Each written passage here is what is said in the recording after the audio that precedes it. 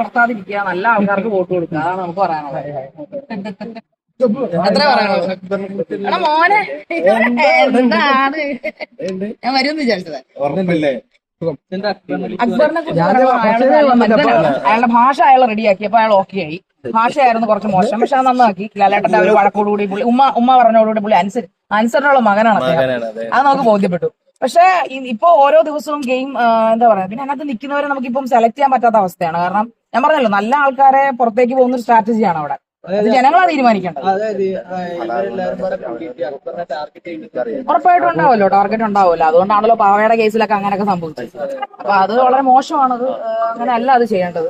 എന്ത് ചീഞ്ഞ ഗെയിമും കളിച്ച് ജയിക്കുക എന്നുള്ളതാണ് ഇവിടുത്തെ സ്ട്രാറ്റജി പോയിക്കൊണ്ടിരിക്കുന്നത്. അക്ബറിനെ വേറെ കൊണ്ടല്ല ഞാൻ പറയുന്നത്, നല്ല ഗെയിമറാണ് തുടക്കം തൊട്ട്. നല്ല ഗെയിം, ഒരു നല്ല ഗെയിമറാണ് തുടക്കം തൊട്ട് ഫസ്റ്റ് ഡേ തൊട്ടുള്ള നല്ല ഗെയിമറാണ്. ഞങ്ങൾ തമ്മില് ഓഫ് കോഴ്സ് ഒരുപാട് ഈർപ്പുണ്ടാവും ഗെയിമില്. പക്ഷെ എന്നാലും അക്ബർ എന്നുള്ള പേഴ്സൺ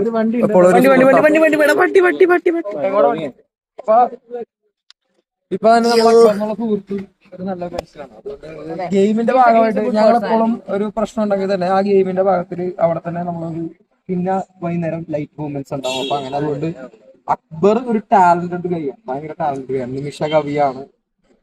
പിന്നെ അതുകൂടാണ്ട് അവനിങ്ങനെ അവന്റെ ഒരു ആക്ഷേപഹാസ്യം അതൊക്കെ ഈ പറഞ്ഞ പോലെ ചിലവർക്ക് അത് പിടിക്കില്ലായിരിക്കും. പക്ഷെ ചില ആക്ഷേപഹാസ്യമൊക്കെ നമ്മൾ തന്നെ കേട്ട് ചിരിക്കും. ചിലപ്പോൾ നമ്മളെ തന്നെ ആയിരിക്കും കളിയാക്കുന്നത്.